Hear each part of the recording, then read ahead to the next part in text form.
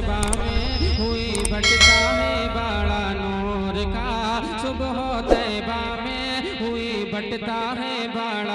जनाब नूर मोहम्मद साहब बड़े खुश नसीब हैं, एक बेटा दूल्हा बन के ससुराल जाएगा और एक बेटा ऐसा दूल्हा बनेगा, ऐसा दूल्हा बनेगा वो यहाँ भी काम आएगा, मरने के बाद मैदान महशर में भी काम आएगा। इनके दूल्हा बनने की डबल खुशी होना चाहिए। हम ससुराल जाने वाले दूल्हा तो सब बनते हैं, मगर ऐसे दूल्हा जो मैदान महशर में माँ बाप के सर पर ऐसा ताज बंधवा दे, हाफिज कुरान के माँ बाप के सर पर एक ऐसा ताज बांधा जाएगा, अहले महशर कहेंगे ये कौन है, आवाज आएगी ये वो लोग हैं जिनके बेटे ने दुनिया में हिफ्ज कुरान पाक सीने में महफूज कर लिया था। हजरात मामूली बात नहीं है, बामल अगर हाफिज कुरान है तो माशाअल्लाह उनके माँ बाप बड़े खुश नसीब हैं, बड़े अच्छे हैं। हाफिज मोहम्मद बिलाल बड़ा अच्छा पढ़ रहे थे, अल्लाह ताला इनके इल्म में, अमल में, उम्र में बरकत अता फरमाए। ये बताइए नींद तो नहीं आ रही है आपको? अगर नींद नहीं आ रही है तो एक बात सरकार गौसे पाक के नाम पे बोल दो, सुभान अल्लाह। ख्वाजा गरीब नवाज के नाम पे बोलो, सरकार साबिर पाक के नाम पे बोलो, सरकार मखदूम पाक के नाम पे बोलो, सरकार आला हजरत के नाम पे, सरकार ताजु शरिया के नाम पे हाथ उठा के बोलो सुभान अल्लाह। ये इशारों में कह रहे थे मेरी सूरत जमाने भर में पहचानी नहीं जाती, ज़बा पर मुस्तफ़ा की जो सलाखानी नहीं होती। और सुनो, हुसैन इब्ने अली को हम कभी मुर्दा नहीं कहते, हमारी मजलिसों में मरसिया खानी नहीं होती। गरीबों की गरीबी दूर करता कौन है लोगों? मेरे ख्वाजा की भारत में जो सुल्तानी नहीं होती। और सुनो, जो मेरे आका का दुश्मन है मेरा हो नहीं सकता, जो मेरे आका का दुश्मन है मेरा हो नहीं सकता। कमी बकरे में होती है तो कुर्बानी नहीं होती, कमी बकरे में होती है तो कुर्बानी नहीं होती। और पसीना मेरे आका का अगर हासिल नहीं होता, पसीना मेरे आका का अगर हासिल नहीं होता तो फिर चंपा चमेली रात की रानी नहीं होती, तो फिर चंपा चमेली रात की रानी नहीं होती। और किसी ने कहा था हर गंदगी से उसको बचा लाए मुस्तफा, हर गंदगी से उसको बचा लाए मुस्तफा। बुढ़िया की गठरी सर पे उठा लाए मुस्तफा, बुढ़िया की गठरी सर पे उठा लाए मुस्तफा। बिन बाप का वो बच्चा बड़ा खुश नसीब था, बिन बाप का वो बच्चा बड़ा खुश नसीब था। कांधों पे जिसको अपने उठा लाए मुस्तफा, कांधों पे जिसको अपने उठा लाए मुस्तफा। चलते चलते मेरी आदत है माँ के ताल्लुक से भी कुछ ना कुछ कहता हूँ। एक बार सारे लोग अगर माँ का दूध पिया है तो माँ के नाम पे बोलो, और मजबूरी में डिब्बे का पिया है तब भी एक बार हाथ उठा के बोलो सुभान अल्लाह। या रसूल अल्लाह सल्लल्लाहु अलैहि वसल्लम, मरकर तेरे नाम पे मेरी शहादत हो गई, मरकर तेरे नाम पे मेरी शहादत हो गई। मौत भी अब जिंदगी से खूबसूरत हो गई। सो गया था माँ की पेशानी को बेटा चूम कर, सो गया था माँ की पेशानी को बेटा चूम कर। ख्वाब में देखा तो जन्नत की बशारत हो गई, ख्वाब में देखा तो जन्नत की बशारत हो गई। मैं जिस सहरा में जाऊं मुझे घर लगता है, तो क्या सुभान अल्लाह कहने में डर लगता है? मैं जिस सहरा में जाऊं मुझे घर लगता है, ये सब मेरी माँ की दुआओं का असर लगता है। एक मुद्दत से मेरी माँ नहीं सोई काबिश, एक रात मैंने कहा था मुझे डर लगता है। आइए हजरात, अब मैं हिंदुस्तान के अज़ीम शान खतीब को आपके रूबरू कराने के लिए जा रहा हूँ, जो अपनी खिताबत में अल्हम्दुलिल्लाह वो ऐसा फन रखते हैं, लोगों को सुधारने का हौसला भी रखते हैं, सिराते मुस्तकीम पे गामजन भी करते हैं। इनकी तकरीर सुनकर लोग नमाजी बन जाते हैं, इनकी तकरीर सुनने के बाद लोग दीन के गाजी बनने का हौसला पैदा कर लेते हैं। ऐसी तकरीर होती है जब आदमी अगर अमल करने की नीयत से सुन ले तो इंशाअल्लाह तकरीर के बाद इतना खुश हो जाता है, जिंदगी में बदलाव आ जाता है, इनकलाब आ जाता है। मैं तो कहता हूँ सुनो कि जाने चमन वो रूह सबा कह के पुकारूं, रहबरे मिल्लत तुझे क्या कह के पुकारूं, चाराह अगर अरबाबे मोहब्बत कहूँ तुझे, या दर्द तमन्ना की दवा कह के पुकारूं। आ रहे हैं खतीब हिंदुस्तान, माहिर इल्म फन, सिराजे बस्म सुखन, वासिफ खैरुल अनाम हजरत अल्लामा मौलाना मुफ्ती मोहम्मद गुलफाम रजा साहब क़िबला। आइए आगे से पीछे तक, दाएं से बाएं तक, जो अब तक नहीं बोला है अब बोले, और जो यहाँ नहीं बोलेगा तो मैदान महशर में रो रो के बोलेगा, और जो यहाँ बोलेगा उसके लिए मेरे आका बोलेंगे। किसी ने कहा था मुस्तफ़ा के दीवानों की शान का ऐसी शान होती है, कुछ इस तरह से नबी का गुलाम चलता है, सफों को चीर कर जैसे इमाम चलता है। वो दुनिया थी जहां जालिम का जोर चलता था, वो दुनिया थी जहां जालिम का जोर चलता था। ये हश्र है यहाँ आका का नाम चलता है। दोनों हाथों को उठा के बोलो नारे तकबीर। माशाअल्लाह, ये महफिल मैं है, जाम जम नहीं है, यहाँ कोई किसी से कम नहीं है। मैं चाहता हूँ जिसको आका से जितनी मोहब्बत हो उतनी आवाज से दोनों हाथों को फजाओं में लहरा के बोले नारे तकबीर, नारे रिसालत। नारे गौसियत, मशरक़े आला हजरत, फैज़ाने आला हजरत, इश्क मोहब्बत, इश्क मोहब्बत, प्यार मोहब्बत, प्यार मोहब्बत, सरकार की आमद, अल्लामा मुफ्ती गुलफाम रजा साहिब क़िबला, उलमाए अहले सुन्नत, दिल का दिया जला के हवाओं में रख दिया, एक चांद नफरतों के अंधेरों में रख दिया। दिल जीतना किसी का बड़े फन की बात है, ये फन खुदा ने तेरी अदाओं में रख दिया। महबूब किबरिया की इताअत के वास्ते, कुरान और हदीस की अजमत के वास्ते आवाज दे रहा हूं ऐसे खतीब को जिसको चुना है सबने खिताबत के वास्ते। हज़रात,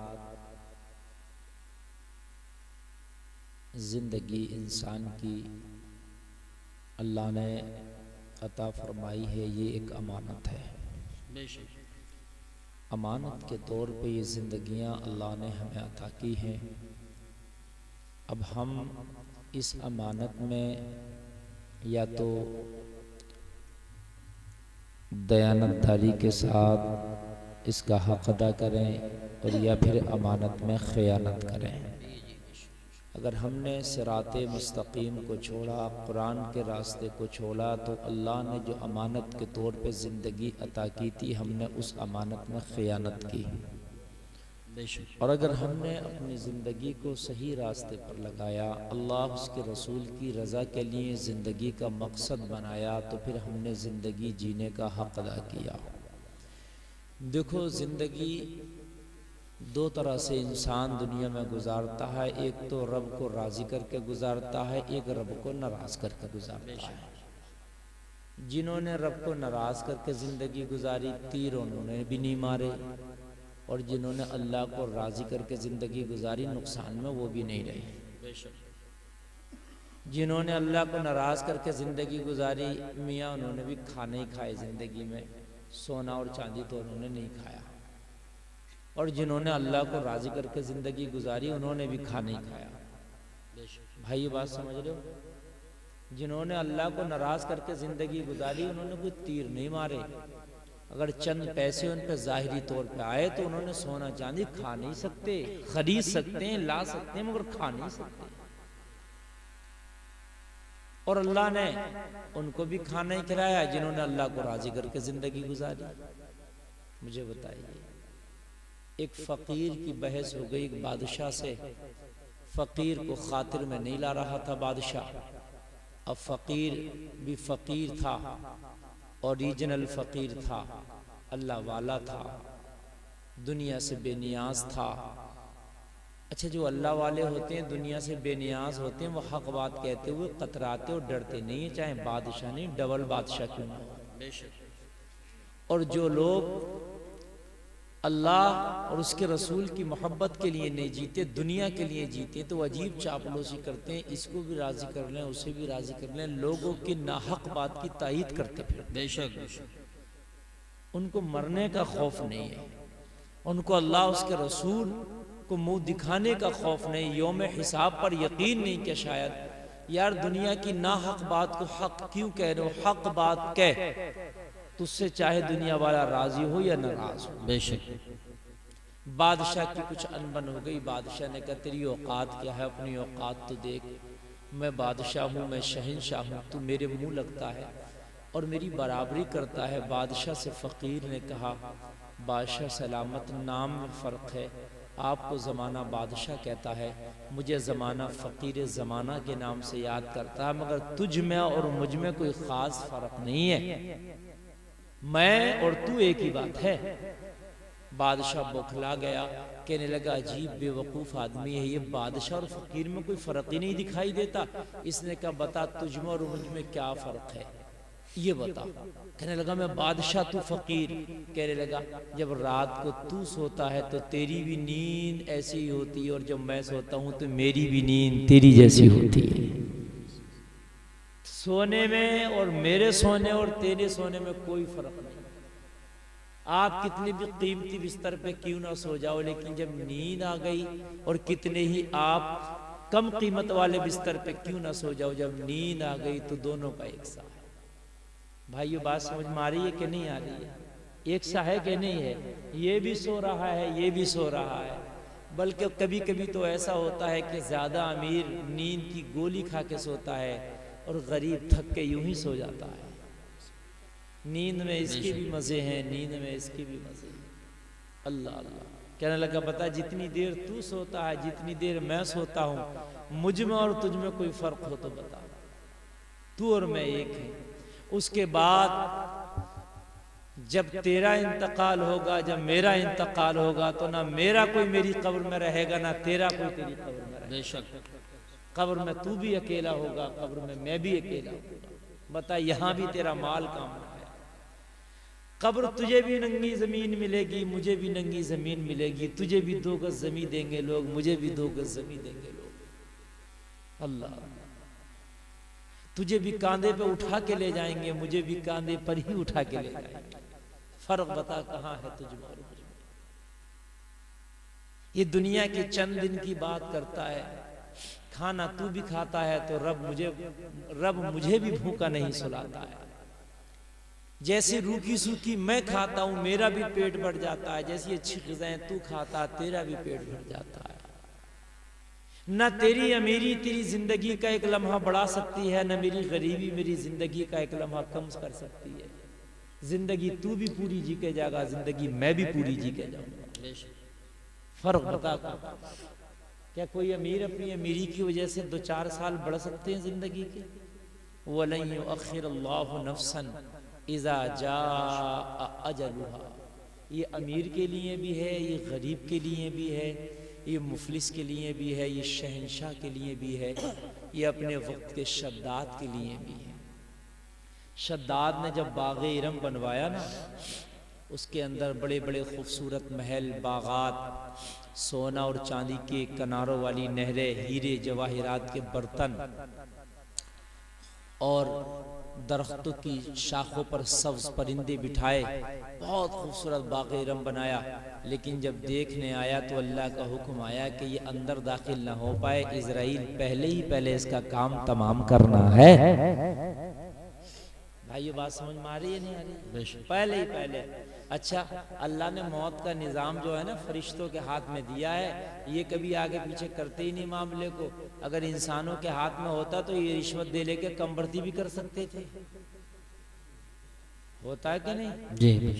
कभी कभी यार ये जो महकमा है सजा देने वाला हमारे यहाँ, तो ये महकमा कभी कभी ऐसा नहीं करता है कि गुनाहगार को छोड़ देता और बेचारे निर्दोष को पकड़ के अंदर डाल देता।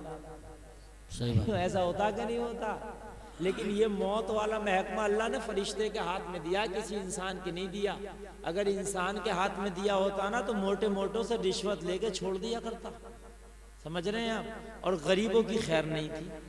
लेकिन अल्लाह ने फरिश्ते के हाथ में दिया। ये ना तुम्हारी रिश्वत को जानता है, ये ना तुम्हारे अथॉरिटी को मानता है, ना तुम्हारे दबदबे को मानता है, ना तुम्हारी ताकत को मानता है, ना तुम्हारे पद को मानता, ना तुम्हारी गरीबी को मानता।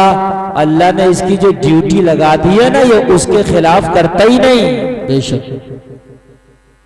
कुछ लोग कहते हैं कि साहब फला जगह एक शख्स का इंतकाल हो गया और उसे नहलाने लगे, ये करने लगे, वो करने लगे, मियाँ वो जिंदा हो गया। ऐसा भी सुना होगा आपने, हमने बहुत बार सुना। ऐसा कुछ नहीं है, जिंदा नहीं होता।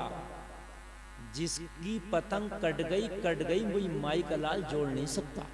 जिसे मौत आ गई दोबारा जिंदा नहीं हो सकता, वो मरा ही नहीं था। समझ रहे हैं आप? कहते हैं कि फलाना जगह ऐसा हो गया, और जी कुछ जगह तो मैंने ऐसे सुना कुफ्र तक बोलते, अरे वो साहब फला साहब का इंतकाल हो गया और फिर वो इतनी देर के बाद जिंदे हो गए। हमने सुना, फिर उनसे पूछी साहब क्या हुआ? उन्होंने कहा वो धोखे से मेरी रूह कब्ज कर ली थी। ये बात ही माज़ल्लाह कहते हैं।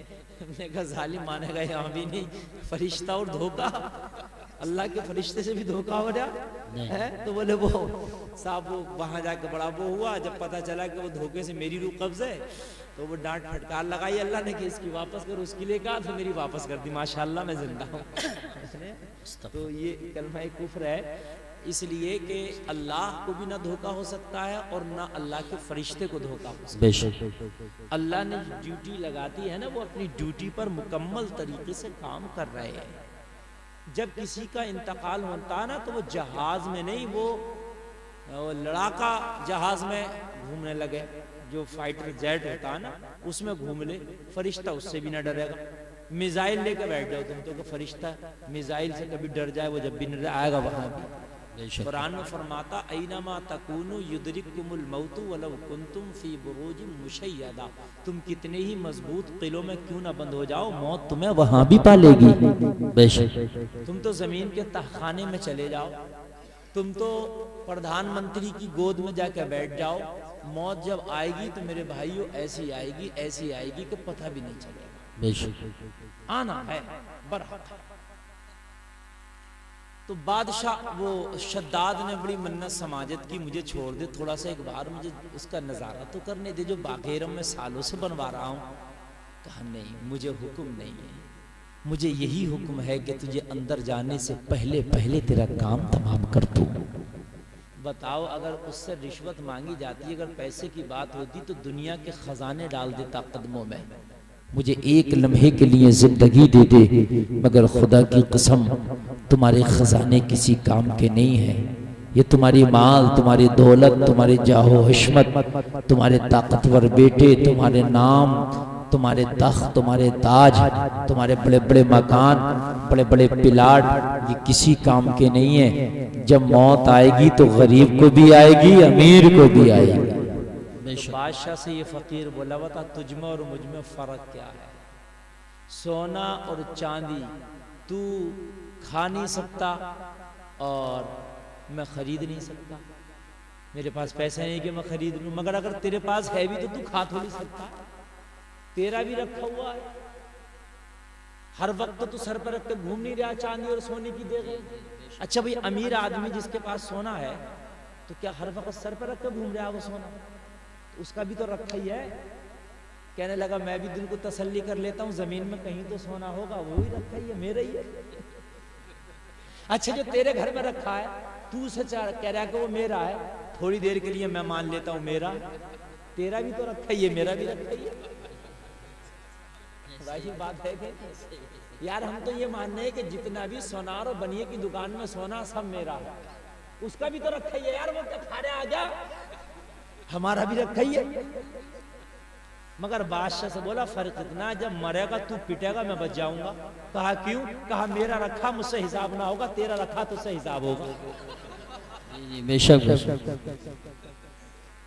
तेरी कुटाई होंगी, पिटाई होंगी, दिल मेरा भी गनी है तू भी बहुत खुश, सोने को देख के मेरा तो रखा, मेरा तो रखा, न तेरे काम का न मेरे काम का, मेरे पास जो है जाहिरी तौर पर नहीं है तो मैं बच जाऊंगा। या अल्लाह था ही नहीं, खुश वैसे में बतेरा था।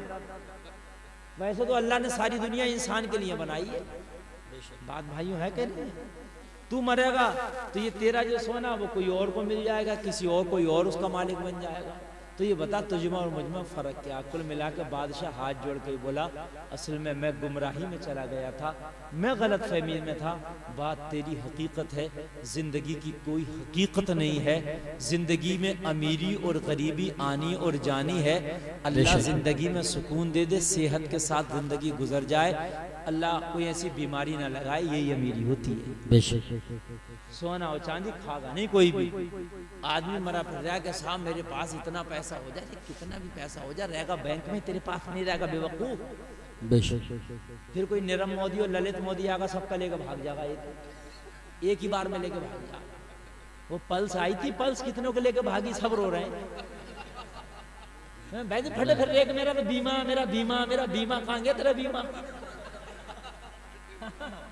बड़े खुश थे, मैंने तो एफडी करा दी है मौलाना, 18 साल में तिगने मिलेंगे। मैंने कहाँ गए 18 साल?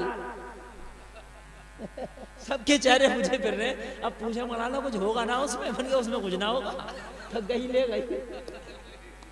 अल्लाह अल्लाह, बताओ मुझे यार, है कोई औकात अमीरी की? है कोई औकात पैसे की? मुझे बताइए भाई। है लोगों ने 18 साल की करा दी थी कि साहब वो 18 साल के बाद जब लौंडिया हमारी जवान होगी, हमारा बेटा जवान होगा तो हमें मिलेंगे 18 लाख रुपए। मौलाना फटा फिर रहा था, इमाम को सलाम करने तैयार नहीं था कि मेरे तो 18 लाख मिलेंगे, मैं क्यों सलाम करूं? अब जब भागिया पल्स तो इमाम से दुआएं करा रहा कि हजरत कोई चांस है नहीं है, चांस रखे, एक ही ले जा, एक ही कर, कितना इकट्ठा करेगा, एक ही इशारा होता सब लेके भाग जा। विजय मालिया कितनों के लेके भागा, अजी मियाँ इंसान तो इंसान बैंकों के लेकर भाग गए, बैंक रो रही है। अब मुझे बताइए क्या औकात है यार पैसे की। अच्छा बैंक में रखो, घर रखो तो पूरी रात जागेगा वैसे, और सुबह को खांसेगा पूरा दिन। क्यों खांसेगा? अरे वो पूरी रात जागा था, रात को जब यार सोगा नहीं तो खांसेगा तो है ही। वो जअलना लैला लिबासा वो जअलना नहारा माशा। अल्लाह ने रात तो आराम के लिए बनाई है, और जब आराम ना करेगा तो जरूर खांसेगा। यार एक बात बताओ, मशीनरी को भी आराम चाहिए, और जब मशीनरी को तुम आराम नहीं दोगे, ये भी चलती रहेगी तो इंजन इसका भी जल्दी काम में आ जाएगा। भाई है कि नहीं? तो रात भर इसे जो है वो कर, इसको क्या बोलते हैं, रखा, और कभी अगर डकैत आ गए तो पकड़ के गरीब को तो छोड़ देंगे, इसमें कुछ ना मारे, लट्ठाएंगे इसे पूरा, ला दे, और इसने सब कुछ दे दिया फिर मारेंगे, ला और दे। भाई ऐसा होता नहीं होता। और अगर ये सोता रह गया, सोचने लगा यार मैं सो जाऊं, तो वैसे कुमल करके चुपके से ले जाएंगे। है मुसीबत। ये माल भी जो है पूरा जान का जंजाल है। माल मियाँ अल्लाह अगर दे तो इसकी ज़कात उकात निकालते रहो सुकून के साथ में, ताकि मर जाओ तो मैदान महशर में सांप बिच्छू बना के गले में न डाले जाए। और अगर ज़कात निकालोगे तो हिफाजत तुम्हें जरूरत नहीं है रात को जागने की कि दिन भर खांसते करो, फिर अल्लाह तेरे माल की हिफाजत करेगा। बेशक सुभान अल्लाह माल की हिफाजत करेगा अगर ज़कात निकालो। और अगर हम ज़कात निकाल देना, तो मैं दावे के साथ कह रहा हूँ, अगर कौम मुस्लिम ज़कात निकाल दे तो मैं दावे के साथ कह रहा हूँ, मुसलमानों में एक भी भीख मांगता नहीं मिलेगा। बेशक किसी की बेटी जवान ऐसी नहीं होगी कि उसकी शादी ना हो जाए। कोई मुसलमान गरीब ऐसा नहीं होगा कि जिसका अच्छा कारोबार ना हो जाए। आप क्या समझते हैं? बाज मुसलमान की ज़कात इतनी है कि एक गांव की लड़कियों की शादी अकेला करा देगा। तुम्हें पता क्या है? कई सौ करोड़ के मालिक हैं, कई सौ करोड़ के मालिक।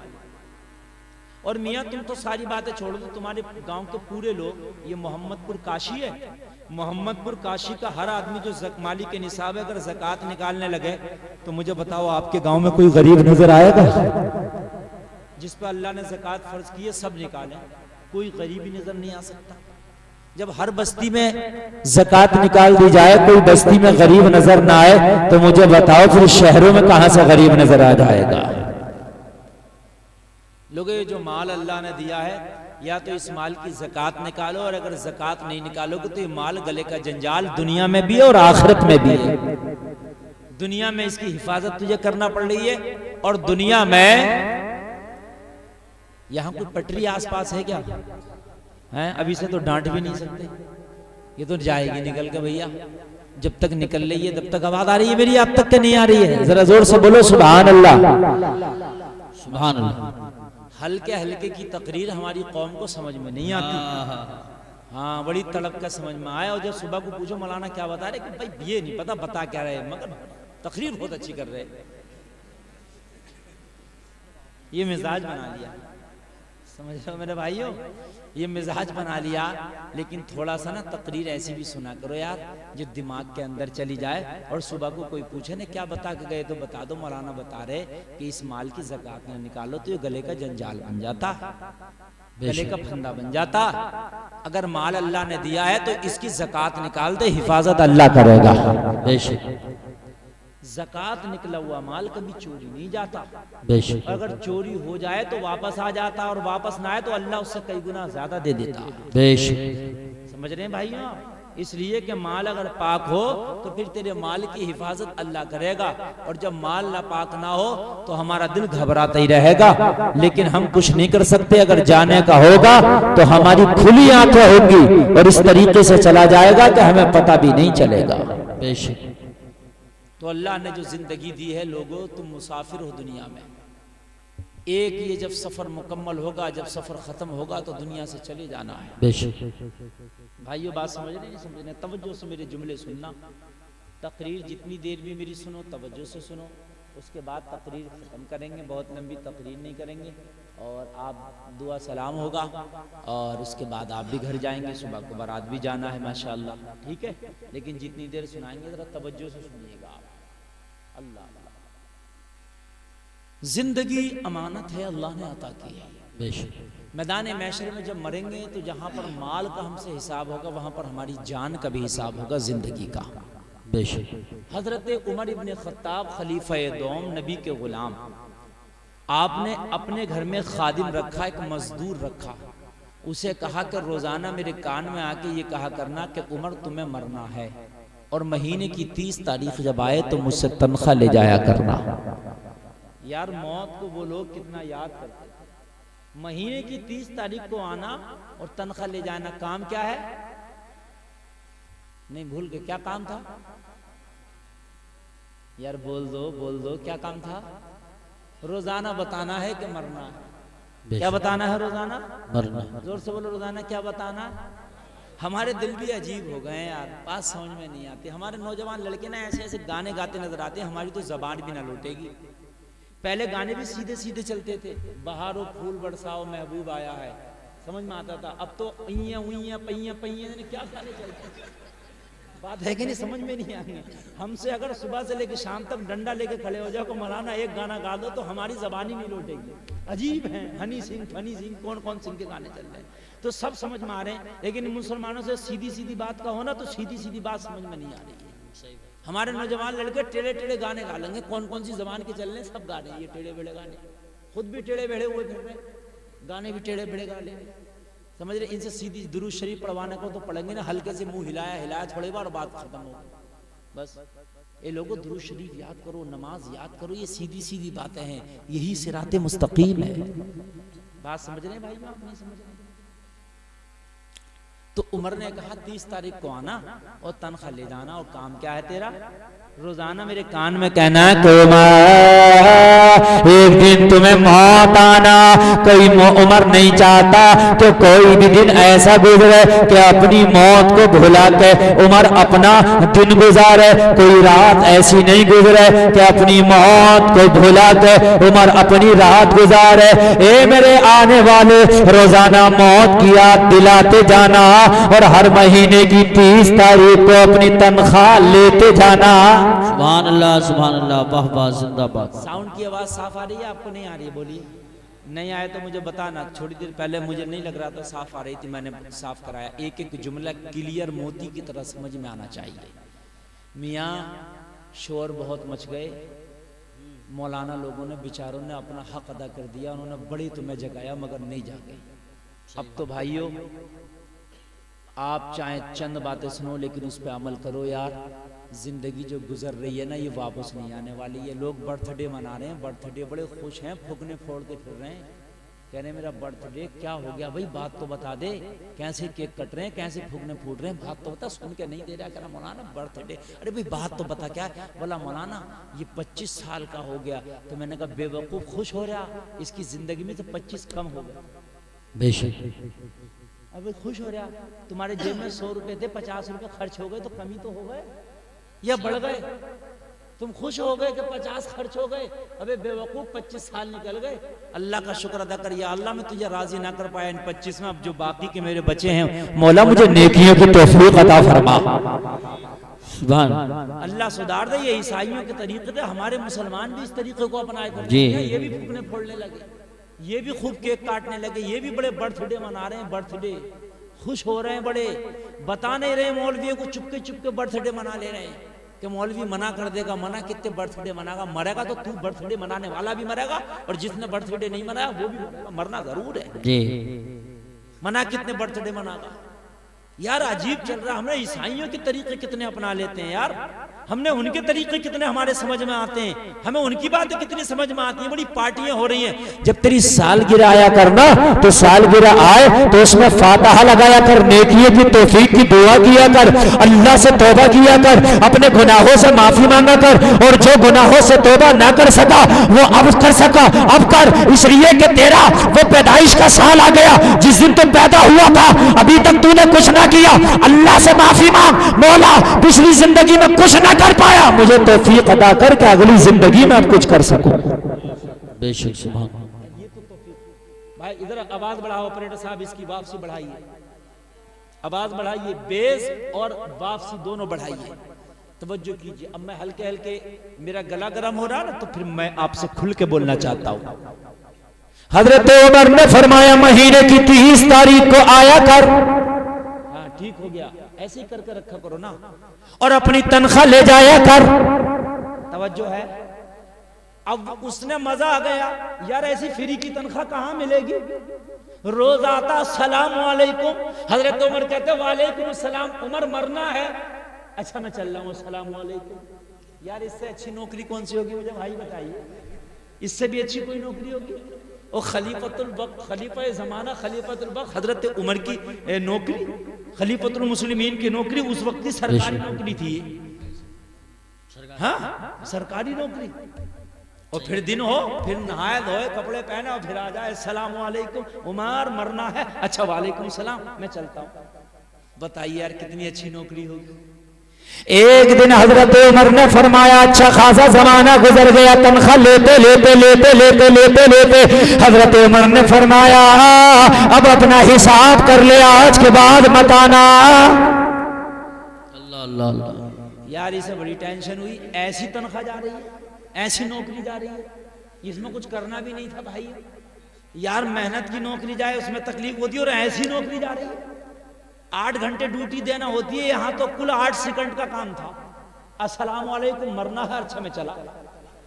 बताइए और तनख्वाह पूरी मिल गई। और आज उमर ने मना कर दिया, हिसाब कर ले अपना। कहा क्यों? कहा इसलिए कि अब तेरा काम नहीं रहा।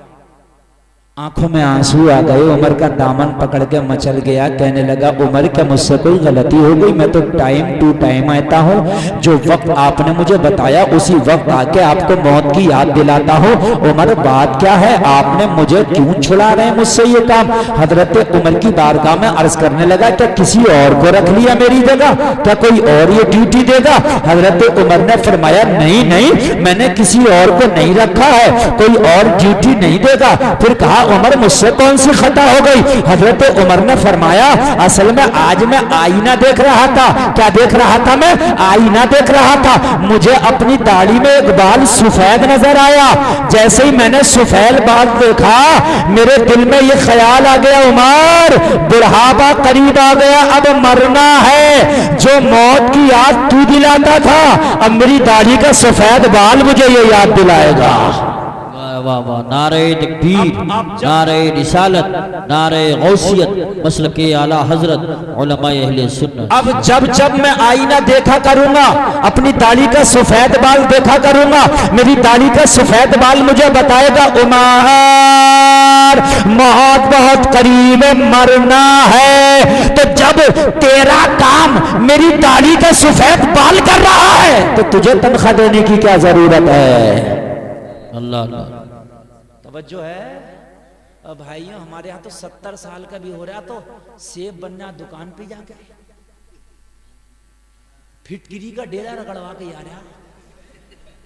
हाँ बहुत संभल कर रखा। भाई तू ये बता अब क्या करेगा? तेरी पोती पोता की शादी हो गई, तू यार करेगा क्या? ये तो बता दे मुझे। क्या बूढ़े बैल के सींग काट दो तो जवान हो जाओ? यार बूढ़ा हो गया तो खुरजवा, तूने पूरी जवानी में सुन्नत रसूल को खुरजवाया, ये तो तू मुझे बता। अब तू क्यों डेले रगड़वा रहा है? ये पत्थरी ये जो है फिटकरी के हैं, काय के डेले रखे होते इतने इतने बड़े हैं, काय की सेब बनवा रहा था। अल्लाह अल्लाह तेरा गौर तो करो। मुसलमानों हम कहाँ पहुंच गए यार? कम से कम शर्म आनी चाहिए थी यार। दाढ़ी तो आदमी को जब आए तो जब से रखना चाहिए, मगर अब तो बूढ़ा हो गया, अब क्या करेगा? अब तो तेरा रिश्ता कहीं नहीं होना ना। जवान सा को तो कहता मौलाना अभी रिश्ता उश्ता नहीं होगा यार, शादी उदी नहीं होगी यार। अब तो बुढ़ापे में कौन सी शादी करने जा रहा है ये बता मुझे। अब तो तुझे बेटे बेटियों की शादी करना, अब तो शर्मा के इसे रख ले। मरना तो है ना एक दिन, जिस दिन मरेगा तो दाढ़ी मुंडा जागा। कब्र में फरिश्ते देखेंगे ये आया मुस्तफा की सुन्नत को कटा के मुंडा के। यार शर्म की बात है कि नहीं है भाइयों? फासिक व फाजिर बन के ना जा।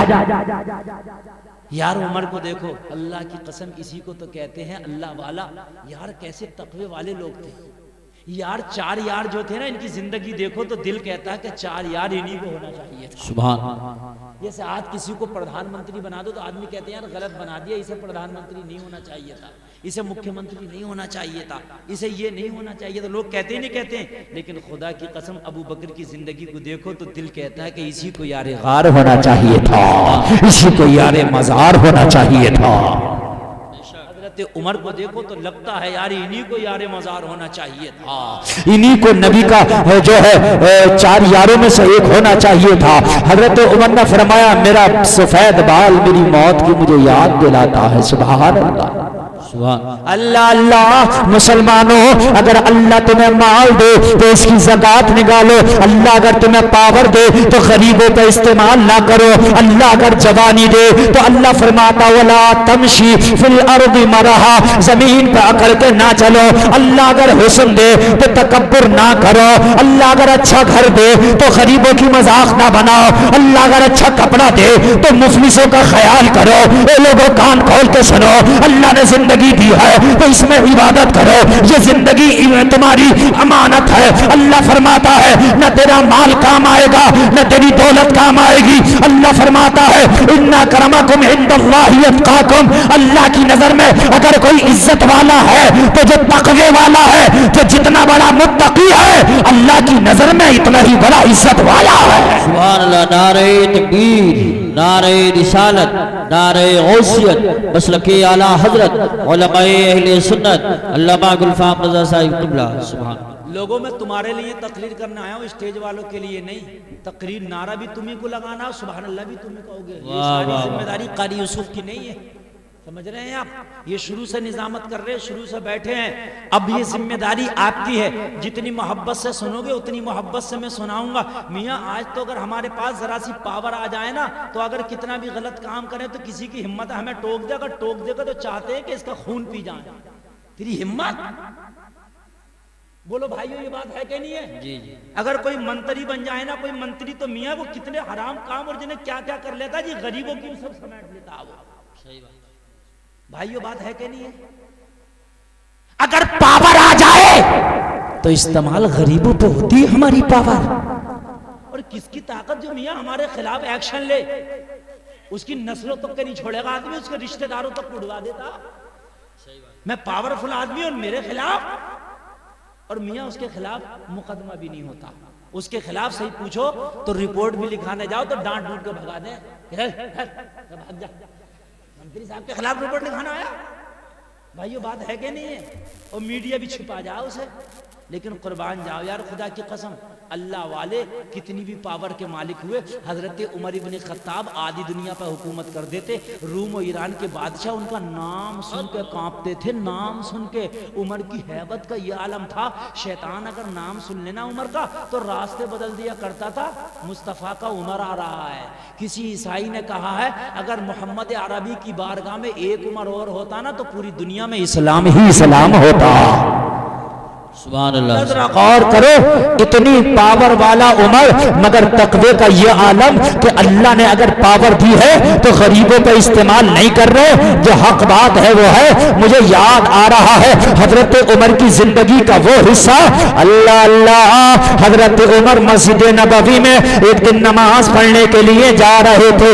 ए लोगों, मस्जिद नबवी के रास्ते में हजरत अब्बास का घर पड़ता था। हजरत अब्बास के घर का एक परनाला था जो मस्जिद नबवी के रास्ते में पानी गिराता था। जब बारिश होती थी मस्जिद नबवी में जो लोग नमाज पढ़ने जाते थे, अब्बास के परनाले से पानी गिरता, उन नमाजियों के कपड़ों पे छींटे आते। परनाले होते हैं ना भाई, परनाले अब तो अंडरग्राउंड चलने, पहले वो लंबे वाले लगते थे, आपने देखो कच्चे घरों में, और दूर गिराता था पानी की धार, देखा था आपने? रास्ते में गिरते थे तो उससे छींटे उड़ती थी। अब भी होते, अब भी होते, काबे में अब भी, उसे मिजाब रहमत कहते हैं। भाइयों समझिए, ईमान ताज़ा हो जाएगा। मेरी तकरीर शुरू हो गई। अच्छा, माइक की आवाज़ साफ आ रही है ना? बिल्कुल। सुभान अल्लाह, सुभान अल्लाह। मुझे अब बड़ा अच्छा लग रहा, आप तकरीर मेरी सुनना है, मोहब्बत के साथ सुनिए आप। कुछ लोग ऐसे होते हैं मज़ा नहीं आ रहा, चलो चल रहे हैं, अब बेवकूफ़ चल कर तुझे शैतान लेके जा रहा। शैतान सोच रहा पता नहीं कौन सी अच्छी बात मौलाना ये बता दो, पता नहीं ये अमल अपना कर लो जी।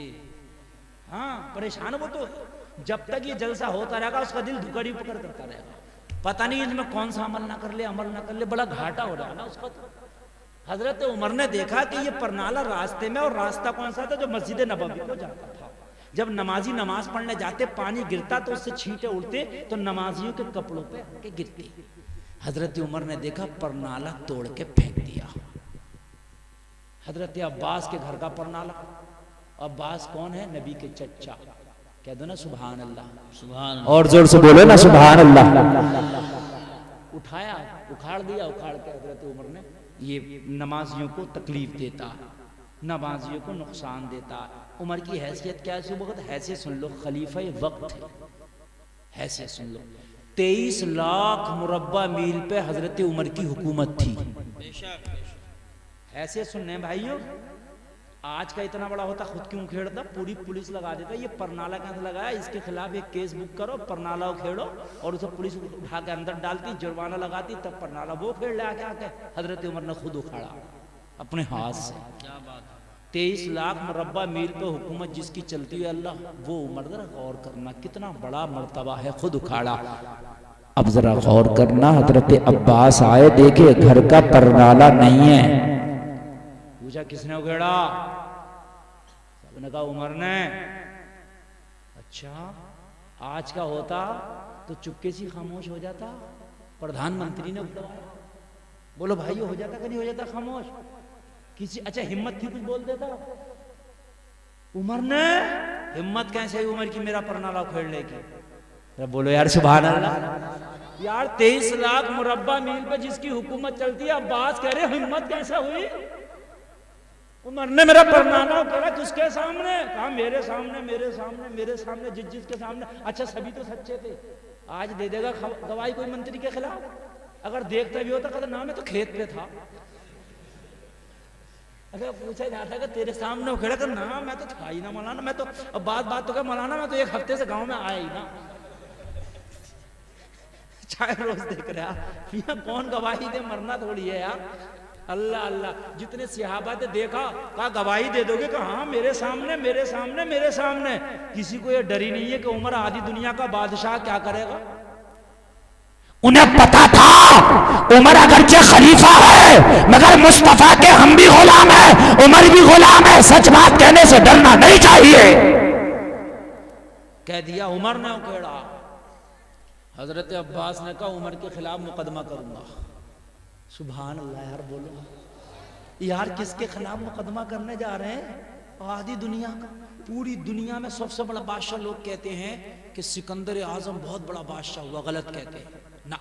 सिकंदर आजम का भी इतनी बड़ी हुकूमत नहीं जितनी बड़ी हजरत उमर इब्न खत्ताब की हुकूमत थी। ये भी मैं आज आपको बात बता दूं, सिकंदर आजम ने इतनी जल्दी दुनिया पे काबू नहीं किया जितनी जल्दी हजरत उमर ने पूरी दुनिया पे काबू किया था। तवज्जो है? अब बात समझ में आ रही है? पल्ले पड़ रही है नहीं पड़ रही है भाई? समझ में आ रही है नहीं आ रही है? अल्लाह अल्लाह, उमर के खिलाफ मुकदमा करूंगा। उमर ने मेरा परनाला क्यों उखेड़ा? अब मेरे पास गवाह भी है। अल्लाह अल्लाह। उसी वक्त इस्लामी अदालत में पहुंचे, इस्लामी काजी के पास पहुंचे, चीफ जस्टिस के पास पहुंचे। उस वक्त का चीफ जस्टिस, उस वक्त का काजी शरा हजरत उबई इब्ने काब थे, जो ये भी सहाबी रसूल हैं। जस्टिस है उस वक्त। उबई इब्ने काब उस वक्त के काजी शरा हैं। जो काजी शरा होता था वही चीफ जस्टिस होता था, वही सबसे बड़ा जज होता था, सबसे बड़ा हाकिम होता था। ये भी सहाबी है। हजरत अब्बास पहुंचे मुकदमा लेके चीफ जस्टिस की बारगाह में। अब्बास क्यों आए हो? कहा मुकदमा लिखाने आए हो। किसके खिलाफ? उमर इब्ने खत्ताब के खिलाफ। आपका आज का चीफ जस्टिस होता तो कहता मेरी नौकरी बुरी लग रही है। दिल्ली में दंगे हुए, एक चीफ जस्टिस ने इतना ही तो कह दिया था कि इन दंगों की जांच होना चाहिए, एक तरफा इनके ऊपर जो है नहीं किसी को ऊपर ब्लेम लगाना चाहिए। रातों रात उसका बोरिया बिस्तरा बन गया था। आपको मालूम है? नहीं पता हो तो मैं बता रहा हूँ आपकी मालूमात में इजाफे के लिए। उसने जरा सा बोल दिया था, रातों रात उसको वहां से तबादला कर दिया गया। मियाँ किसकी ताकत है कि जो बादशाह के खिलाफ बोले? चीफ जस्टिस ने कहा होशो हवास में मुकम्मल दिखा रहे हो। कहा मुकम्मल होशो हवास में। किसके? उमर के खिलाफ। हाँ, उमर इब्ने खत्ताब के खिलाफ। चीफ जस्टिस बोला अगर तू लिखा रहा है तो मैं इसको कबूल कर रहा हूँ, मैंने लिख लिया। तारीख भी दे दी, फला तारीख में मुकदमे की पेशी होना है, उमर को जाके परवाना दे दे।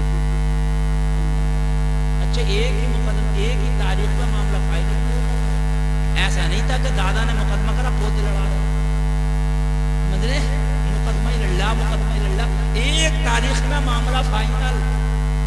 उमर को बता दो, उमर के पास परवाना चला गया, तुम्हारे खिलाफ अब्बास ने मुकदमा कर दिया है, फला तारीख में आपको अदालत में पेश होना, चीफ जस्टिस के सामने पेश होना। हजरत उमर ने कबूल भी कर लिया। आज का होता तो कबूल कर लेता, कहते ना पहले तो उसको कुर्सी से उठा कर फेंको जिसने मेरे खिलाफ मुकदमा लिखा है, और जिसने लिखवाया है उसको तो बिल्कुल ही खत्म ही कर दो, पता ही नहीं चलेगा था दुनिया में नहीं था दुनिया में। और दो चार रिश्तेदारों को भी उसके अंदर डाल दिए। भाइयों ऐसे होता कि नहीं होता? मगर यार मुस्तफा के गुलाम थे, इन्होंने हुकूमत करने का दुनिया को मिजाज दे दिया। अगर अल्लाह ने तुम्हें हुक्मरान बनाया है तो आप जालिम नहीं बन सकते, जुल्म नहीं कर सकते, अपनी पावर का नाजायज इस्तेमाल नहीं कर सकते। कानून सबके लिए है। हजरत उमर अपने मुकदमे की तारीख का इंतजार करने लगे। जब मुकदमे की तारीख आई, सुन्नियों कान खोल के सुनना, हजरत उमर अपनी तारीख के मुताबिक सुबह चीफ जस्टिस की अदालत में पेश हुए।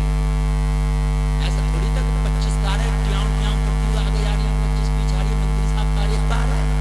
हजरत उमर उठे और उठने के बाद में अल्लाह को याद किया और चीफ जस्टिस के पास जाकर खड़े हो गए। हाय हाय कुर्बान जाओ, हिम्मत नहीं कि अंदर दाखिल हो जाए, आधी दुनिया का बादशाह खड़ा है। हजरत उमर ने अंदर खबर भिजाई, उबई इब्ने काब से कहो, चीफ जस्टिस से कहो उमर आ गया, अगर इजाजत हो तो अंदर आना चाहता है। अल्लाह अल्लाह। हजरत उबई इब्ने काब अदालत में बैठे लोगों के मुकदमे सुन रहे थे, लोगों की तारीखें चल रही थी। अल्लाह अल्लाह। हजरत उमर का कासिद पहुंचा और पहुंचने के बाद में चीफ जस्टिस को खबर सुना दी। उमर दरवाजे पे खड़ा है, अंदर आने की इजाजत चाहता है। आज उमर के मुकदमे की तारीख है, उमर आया है। चीफ जस्टिस का जवाब सुनोगे, मोहम्मदपुर काशी के मुसलमानों तरफ जाओगे। चीफ जस्टिस ने जवाब दिया, उस वक्त के काजी ने जवाब दिया, उमर से कह दो अभी दरवाजे पर खड़ा रहे, अपनी बारी का इंतजार करे, मैं अभी दूसरों के मुकदमे सुन रहा हूं, अभी उमर का नंबर नहीं आया है।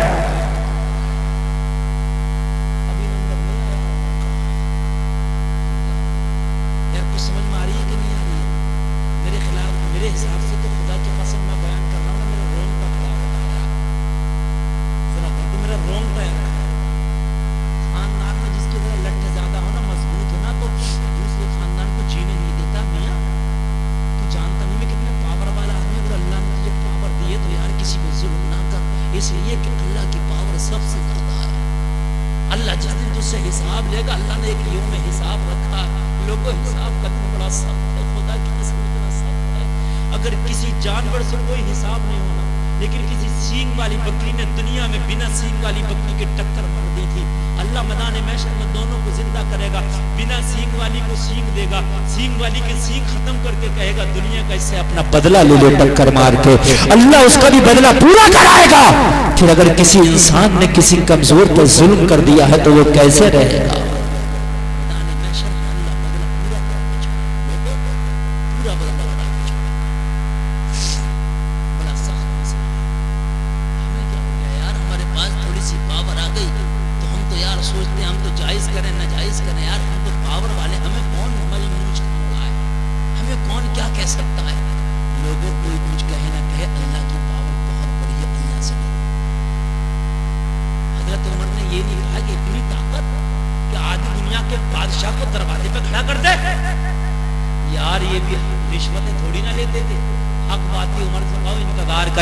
हजरत उमर तेज की धूप पड़ रही है, बड़ी तेज की गर्मी पड़ रही है। हजरत उमर अदालत के दरवाजे पे खड़े हैं, अल्लाह अल्लाह अपनी बारी का इंतजार कर रहे हैं। जब हजरत उबई इब्ने काब ने सब लोगों के मुकदमों को सुन लिया, आप थोड़े से फ्री हुए तो आपने हजरत उमर को खबर खबर भिजाई, उमर दरवाजे पे खड़ा है, उमर से कह दो अंदर आ जाए।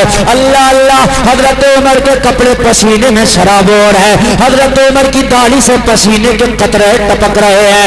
ये लोगों इतनी तेज गर्मी में हजरत उमर धूप में खड़े थे। अल्लाह अल्लाह, जब हजरत उमर का बुलावा आया तो अंदर तशरीफ लेके गए। चेहरे पे जलाल नहीं है, चेहरे पे गुस्सा नहीं है। अल्लाह अल्लाह, अंदर आए। चीफ जस्टिस सामने बैठा है, मसनद पे बैठा है। हजरत उमर आए, आधी दुनिया का बादशाह के बैठा नहीं खड़ा हो गया।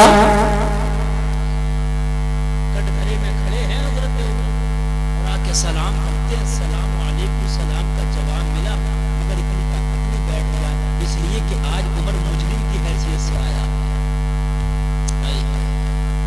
लोग यार हमें दुनिया के कानून से नहीं लेना, हमें तो कानून मुस्तफा से सरोकार है, हमें उससे सरोकार है, हमें किसी के कानून से कोई सरोकार नहीं। दुनिया ने बनाए होंगे वीआईपीओ के लिए कोटे अलग है, वीआईपीओ का कोटा दुनिया में अलग है कि नहीं है भाई? हर चीज में उनका रिजर्वेशन कर दिया, वीआईपी का कोटा अलग है। लेकिन लोगों, कानून मुस्तफा में कोई वीआईपी, एक ही सफ में खड़े हो गए महमूद अयाज, ना कोई बंदा रहा ना कोई बंदा नवाज। हजरत उमर इब्ने खत्ताब कटघरे में आके खड़े हो गए।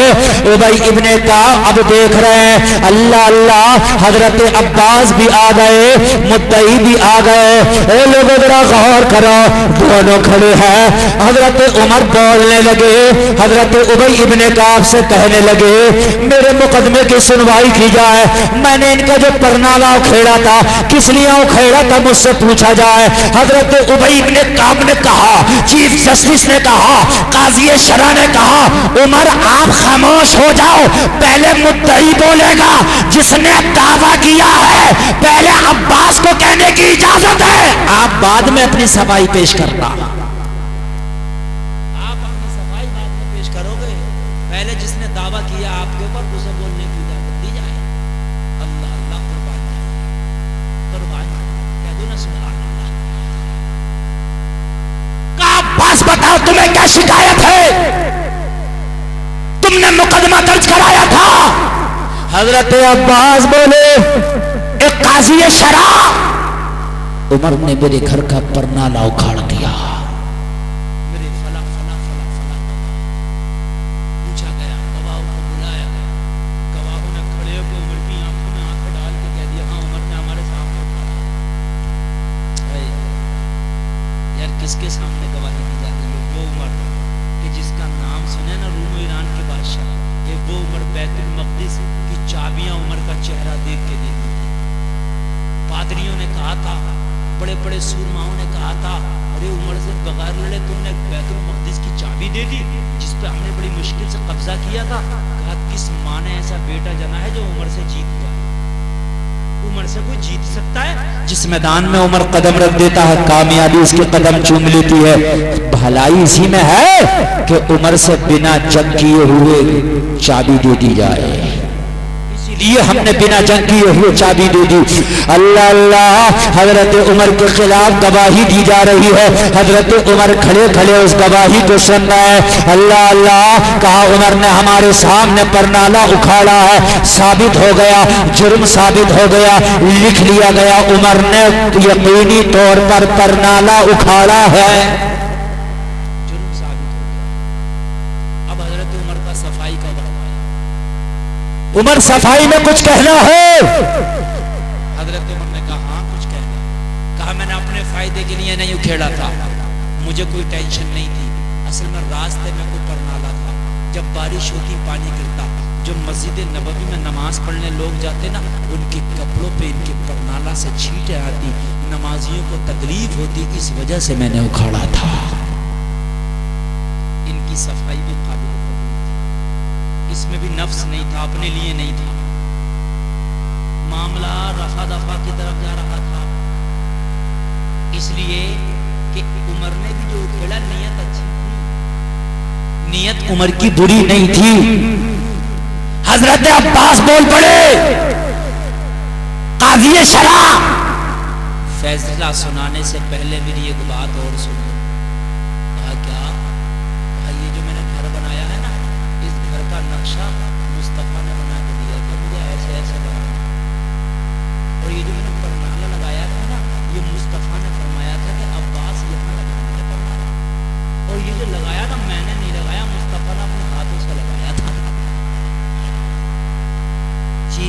जरा फैसला सोच समझ के सुनाना।